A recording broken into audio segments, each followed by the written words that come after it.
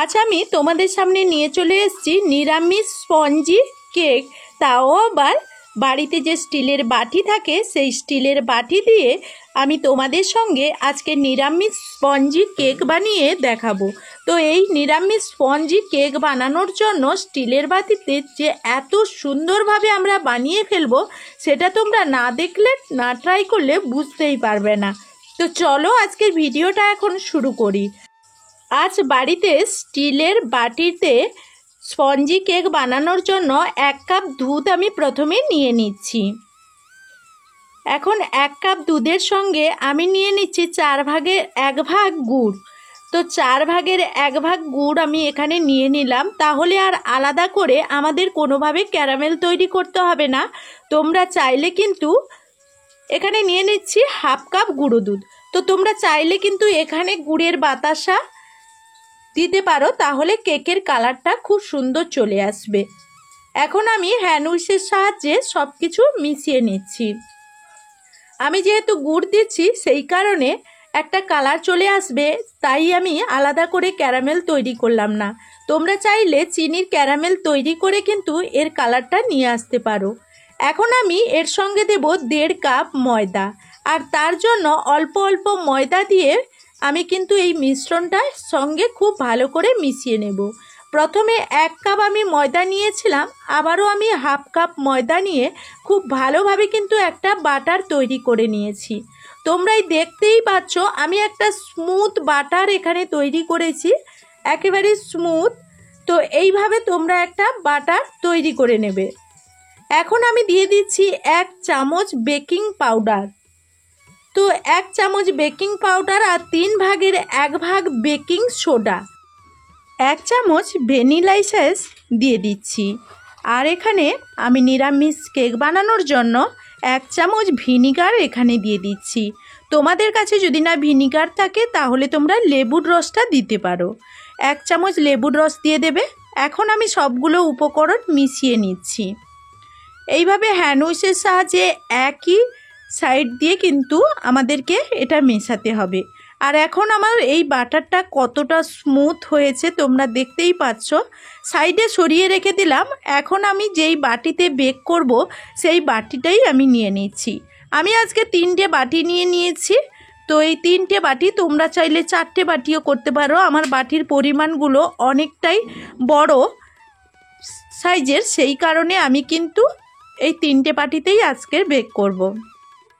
খুব ভালো করে তেলটাকে চারপাশে ছড়িয়ে নিলাম। এখন অল্প একটু ময়দা দিয়ে চারপাশে বাটির চারিদিকে খুব ভালো করে কিন্তু আমাদের লাগিয়ে নিতে হবে। তো বন্ধুরা, আজকের আমার এই ভিডিওটা যদি তোমরা ফেসবুক পেজ থেকে দেখো তাহলে আমার পুতুল ফ্যামিলির পেজটাকে একটা ফলো করে লাইক কমেন্ট করে আমার পাশে থাকার অনুরোধ রইল। কারণ আমি আমার ফেসবুক চ্যানেলেও এই ধরনের নিত্য নতুন রেসিপি ভিডিও দিয়ে থাকি, তাই তোমাদের কাছে অনুরোধ রইল আমার পাশে থাকার জন্য। তো এখন বাটি 3টে আমি পুরো রেডি করে নিয়েছি।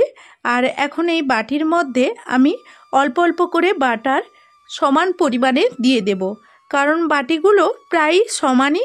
এই জন্য আমি বাটিগুলোতে এইভাবে দেখো আমার বাটারটা তোমরা হয়তো এখনও বুঝতে পারছো। আর কেকটা তৈরি করতে গেলে প্রত্যেকটা বাটার কিন্তু এইভাবে উঁচুভাবে কিন্তু তোমরা দেবে। তো পরিমাপটা একটু দেখে বুঝে শুনে তোমরা বাটিতে দেবে, কারণ আমার বাটিগুলো যতটা বড় কিংবা ছোট তোমাদের তার থেকে বড় কিংবা ছোট হতে পারে। এখন বাটির মধ্যে বাটারটা এইভাবে ঝিকিয়ে নিচ্ছি। আর বাটিতে কোনোভাবেই কিন্তু বাটারটা একেবারে বাড়িয়ে দেবে না, বেশি করে দেবে না, কারণ এটা ফুলে ডাবল হয়ে যাবে। আর তখন বাটিতে যদি বাটার থাকে তাহলে কিন্তু পড়ে যাবে। তো বন্ধুরা, ডিম ছাড়াই বাটির মধ্যে এত সহজে তোমরা স্পঞ্জি কেক বানাতে পারবে। এখন আমি কড়াইতে লবণ আর তার উপরে স্ট্যান্ড বসিয়ে দিয়েছি, আর স্ট্যান্ডটাকে উল্টে দিয়েছি, তোমরা দেখতেই পাচ্ছ। এখন আমি এই স্ট্যান্ডের ওপরে আমি 3টে বাটি খুব সাবধানেই রেখে দেব। এখন কড়াইটা ভীষণই গরম আছে। আগে থেকে আমি স্ট্যান্ড দিয়ে কড়াইটাকে কিন্তু গরম করে নিয়েছিলাম। এখন এর উপরে কিছু ফুড দিয়ে দিচ্ছি। ফুডসগুলো তোমরা চাইলে দিতে পারো, না হলে স্কিপ করতে পারো। তো ফুডসটা দেখতেও যেমন লাগে, আর ফুডসগুলো যখন আমরা কেক খাওয়ার সময় যখন মুখে পড়ে দারুণ একটা ফ্লেভার আসে, এই কারণে। এইভাবে আমি কিছুটা কাজু, চেরি, কিশমিশ দিয়ে সাজিয়ে নিলাম। এখন এটাকে ঢাকনা দিয়ে আমি বেক হতে দেব। 20 মিনিট আমি কেকটাকে জাল করে নিয়েছি। এখন ঢাকনাটা খুলে নেব। আর কেকের কালারটা বন্ধুরা কতটা চলে এসছে দেখো। আজকের কিন্তু এই রকম যদি কালার মানে বিনা ক্যারামেল ছাড়াই আমরা কিন্তু 1 চামচ এই রকম গুড় দিয়ে কালারটা নিয়ে আসতে পারি। আর এই কেকগুলো এখন আমার বেক হয়ে গেছে, একটা কাঠির সাহায্যে তোমরা দেখে নেবে। আর এখন আমি এইভাবে দেখো একটা একটা করে নামিয়ে নিচ্ছি, ভীষণই গরম। আর এরকম ছুরি দিয়ে কোনো তোলারও প্রয়োজন নেই, কারণ অলরেডি কিন্তু সুন্দরভাবে বেক হয়ে যাওয়ার পর ঠান্ডা করে নেওয়ার পর এইগুলো কিন্তু ছেড়ে আসবে। আর দেখো কতটা আমার এই স্পঞ্জি কেকগুলো কতটা ফুলে ডাবল হয়েছে, তোমরা দেখেই বুঝতে পারছো। তো তোমাদেরকে দেখাচ্ছি, এইভাবে আমি 3টে বাটির কেক কিন্তু তুলে নিয়েছি। আর কেকগুলো কীরকমভাবে ফুলেছে দেখো শুধু। এইভাবে কিন্তু বাড়িতে কোনো রকম কেক মল ছাড়াই আমরা কিন্তু খুব সহজে নিরাম স্পঞ্জি কেক কিন্তু তৈরি করে নিলাম, কোনো রকম ডিম ছাড়াই। এখন দেখো বাটির গায়েও কোনো রকম লেগে নেই। তো এইভাবে আমি কেকগুলো তৈরি করে নিয়েছি। আর বন্ধুরা কতটা নরম হয়েছে শুধু তোমরা একটু দেখো, কতটা স্পঞ্জি হয়েছে। তো বন্ধুরা এইভাবে কিন্তু তোমরাও বাড়িতে ট্রাই করবে, অবশ্যই তোমাদের ভালো লাগবে। এইভাবে একবার বানানোর অনুরোধ রইল। আর আমার ভিডিওটা যদি ভালো লেগে থাকে তাহলে সুন্দর একটা কমেন্টের মাধ্যমে এরকম নিত্য নতুন ভিডিও নিয়ে আসার জন্য উৎসাহ দেবে। তো এইভাবে যদি স্টিলের বাটিতে বাড়িতে কেক বানাতে চাও তাহলে প্রত্যেকটা টিপস ফলো করে যদি তোমরা বানাও, প্রথম চান্সেই কিন্তু এত সুন্দর একটা কেক তোমরা তৈরি করে নিতে পারবে নিমেষেই। তো বন্ধুরা আজকের মতো তো ভিডিও থেকে বিদায় নিতে হবে।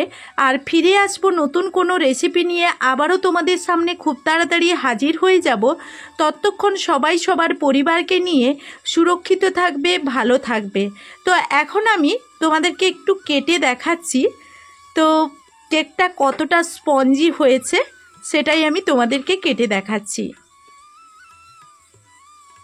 তো দেখো কতটা স্পঞ্জি আর নরম তুলতুলে হয়েছে।